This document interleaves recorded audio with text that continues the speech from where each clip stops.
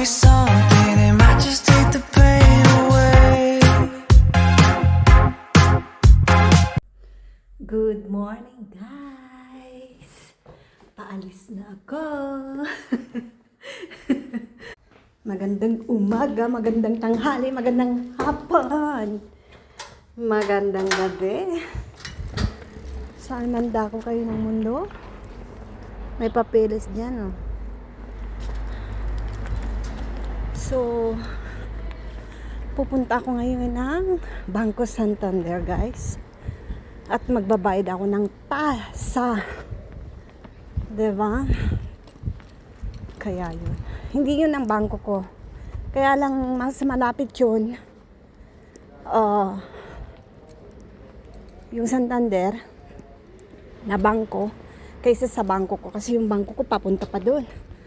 So, dito na lang ako magbabayad. Hindi pwede sa sa Bizum or for internet or for bank kasi kailangan personal kasi tatatakan nyo nila, guys. Kaya yun. So malapit lang naman. Dito lang naman, oh. Yun, sa kanto. Diba?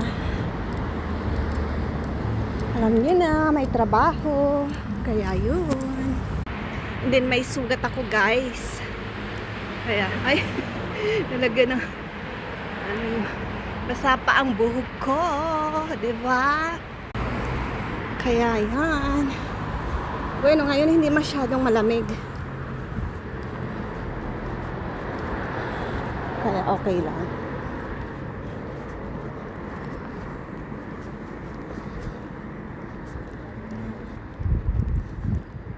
So, nandito na ako. Ang ganda ng panahon, no? Tingnan nyo yung araw. Diba? So, yun yung Santander, guys. Diyan ako pupunta. So, patayin ko muna ang aking telepono. Kasi bawal mag-video doon sa loob. Okay? Bye-bye na muna. So, guys, nakalabas na ako. Hingayaman ito ba? Nakalabas na ako sa bangko doon. Yun. Diba? Ay, ang cute! Miralo Limones. Wow. Kita nyo, guys, ang ganda, no? Ang ganda ng mga bulaklak. Tsaka yung lemon, oh. Tsaka yung ito na narangka. Kita nyo? Grabe, super duper duper duper. Ang ganda, no? Grabe, ang gaganda ng kita nyo? Mga bulaklak doon. Super duper.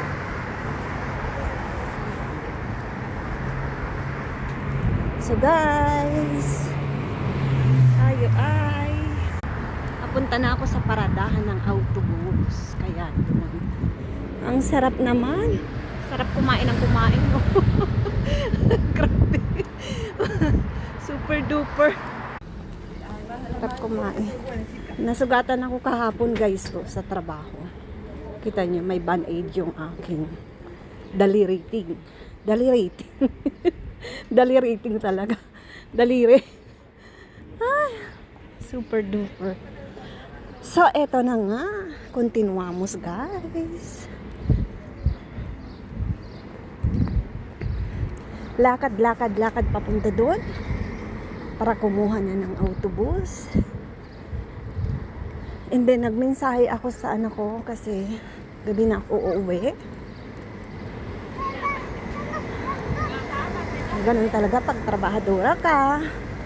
Lalo na kami dalawa lang ng anak ko. Diba? Ako lang, wala namang bubuhay sa amin. Kaming dalawa lang na mag-ina. Diba? Oh. Ganun talaga, guys. Kailangan maging responsableng magulang tayo. Diba? Ganun. Lalo na kapag magulang ka na, pag nanay ka na, kunting kibot lang ng anak mo, syempre pendiente ka. I mean, nakasubaybay ka. Nakatingin ka lagi. 'Di ba? Maging masaya, malungkot, tagumpay, 'di ba? Or failure man 'yan, ang anak mo. Napagdaanan din natin 'yan, 'di ba? Yung mga bata pa tayo. Hindi ako makakapasok guys sa simbahan. Pero nagsimba ako kagabi. Yun, wala pang autobus. Okay pa naman. Pero ano na. So, lakad-lakad muna ako guys. Papunta ko ng parada ng autobus.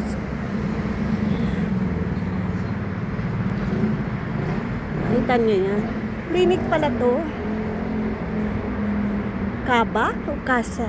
Kaba? Kaba ba yan? Dr. Carlos Para. Klinika pala to. Private. Mahal yan. Mga ganyan guys. Super duper duper mahal. So guys, nandito na ako sa parada ng autobus. Yan. Diba? Wala pa namang autobus. Ay puti yung buhok ko dito kasi yung anong tawag doon? Yung makeup ang tawag doon, yung liquid, guys. Hindi ako masyadong sa mga bruloloy sa mukha, 'di ba? Ang ginagamit ko lang yung liquid sa mukha ko, yung foundation bang tawag doon? Foundation na liquid, and then lipstick at saka eyebrow lang guys. Yun lang naman ang ginagamit ko. Eyebrow and then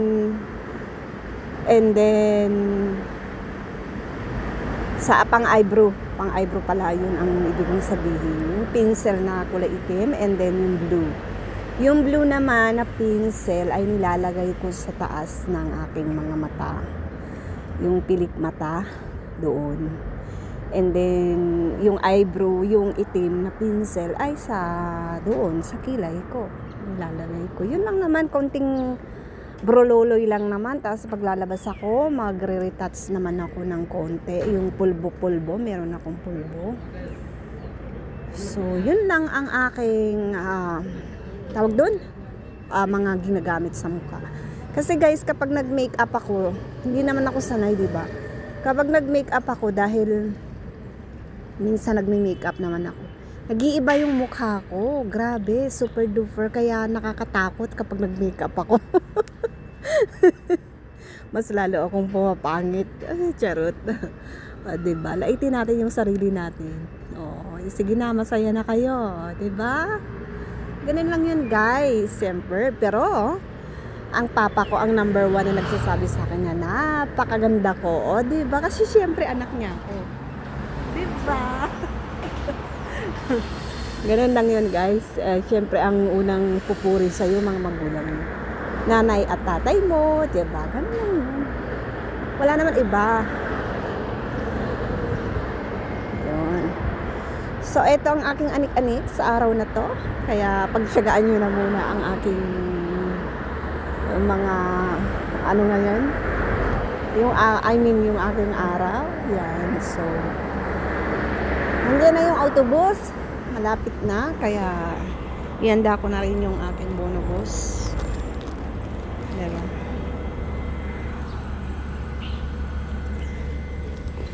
Guys, nandito na nga kami sa Monclova. Siyempre, papunta na ulit ako sa aking parada ng autobus. Another autobus ang aking kukunin para sa aking mga work. And then, balik ng Madrid. And then, kuha na naman ng autobus. And then, sa isang another work na naman. So guys, hanggang dito na lang po ang aking video. At maraming salamat sa inyo. At please naman, subscribe sa aking YouTube channel. Dito pa rin sa Gigi Boysing .8. At ang aking Facebook account naman ay Gigi Boysing. Please naman, follow nyo naman ako sa aking Facebook account. So, guys, magpapaalam na muna ako sa inyo ha. susunod ulit at maraming salamat at pagpalain tayo ng mahal na Panginoong Kristo sa mandako tayo ng mundo.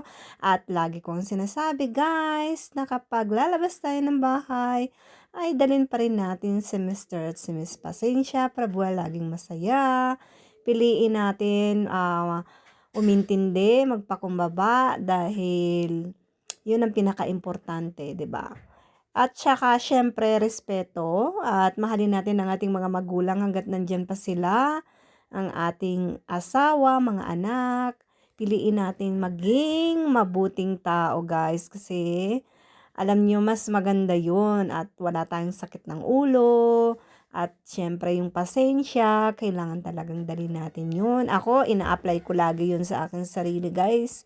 Kahit sa sobrang gigil ko na, sa sobrang inis ko na minsan, gusto ko nang magsagot, gusto ko nang, ganun. Pero al final, pinababa ko yung aking sarili. Mas maganda na yun, guys, kasi mas magiging masaya tayo kasi minsan yung ibang tao hindi natin alam kung anong pinagdaraanan din nila, 'di ba? Kasi syempre may mga kanya-kanya din tayong problema.